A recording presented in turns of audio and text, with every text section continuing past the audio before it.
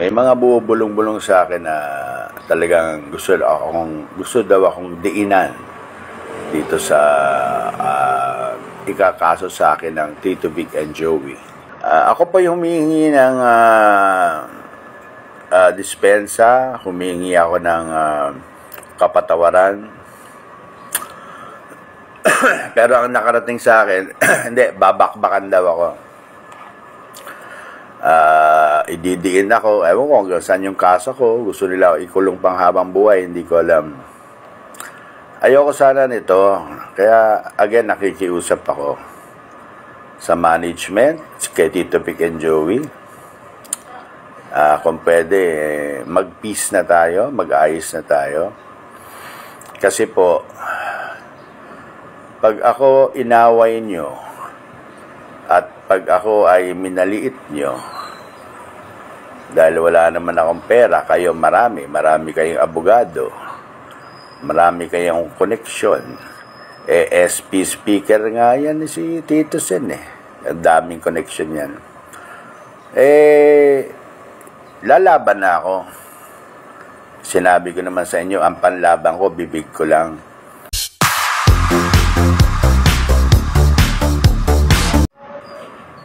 Good morning. It's another gloomy, but it's Tuesday.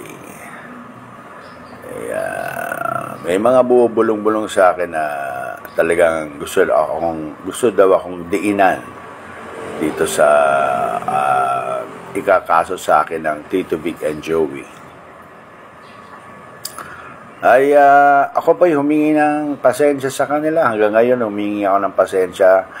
Kung pwede, magkapatawaran.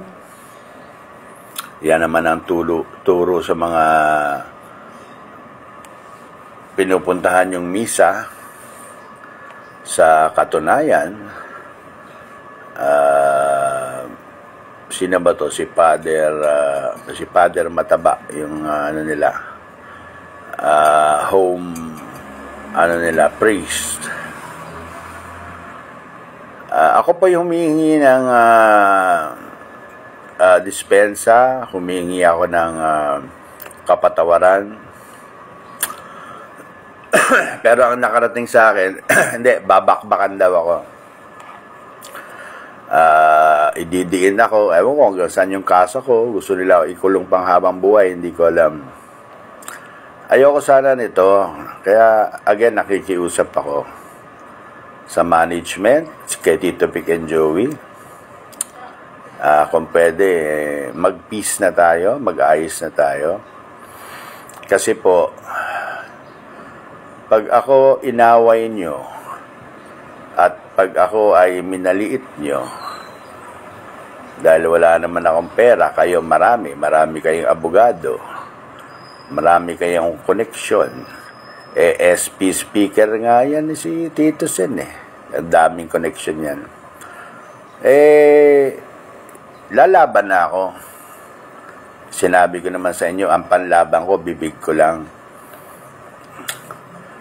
Kaya nakikiusap ako, wag na tayong dumating sa punto na ilalabas ko ang mga bomba ko na makakasira sa pamilya nyo. Kasi we are talking about immorality inside it, Bulaga. Alam yung sabihin ng immorality? Yung may asawa na, tapos pumapatol pa sa may asawa na. Di ba? Matindi yun. Matindi yun. At kay Leo Martinez na pinagtatawanan ako na bluff daw. Alam mo, dalawang klase yung bluff, Leo Martinez. Pare, Leo Martinez, si Don, ewan ko anong pangalan niya doon, Maik Manaog, yata, si Congressman Manik Manaog. Dalawang klase ang bluff. Yung bluff, binabluff mo, tinatakot mo, pero wala namang bala yung baril mo. Yung isang bluff, ay bluff na may live bullets. So, nung sinasabi ko nagbabluff lang ako, ang pinapalabas ko noon na tumigil na silang ka-atake sa akin at pinalabas ko lang na bluff yon yung sinabi ko.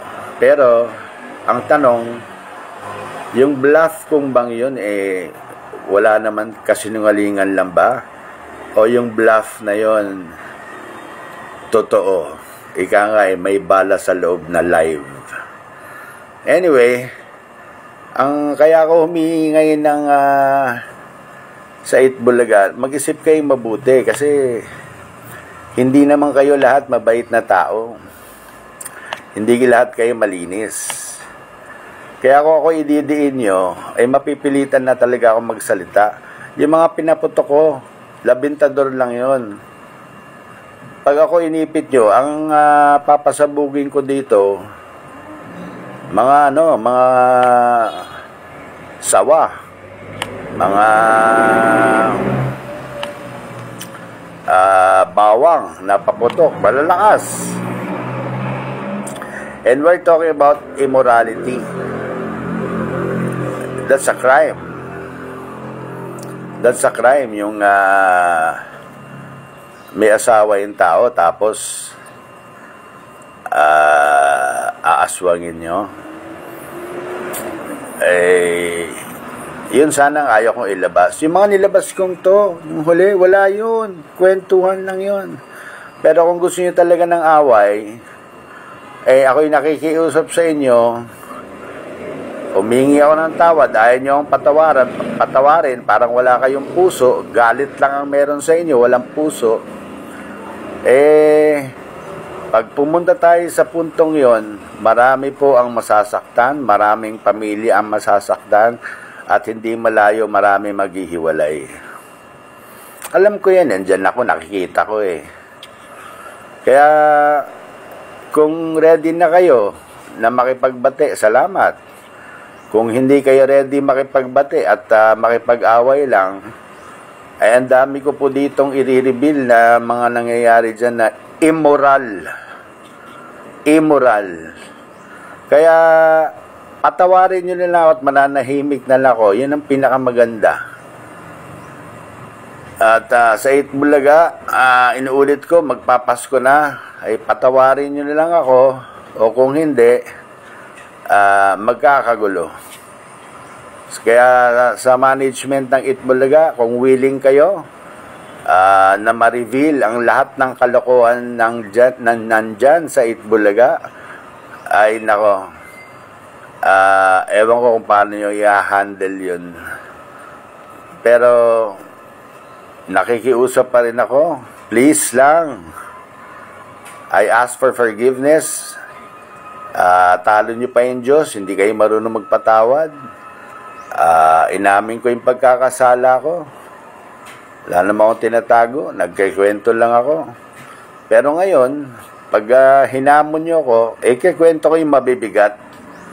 Kaya sana magdalawang isip na kayo na wag na tayong mag-away. Huwag tayong mag-away. Maraming sasabit.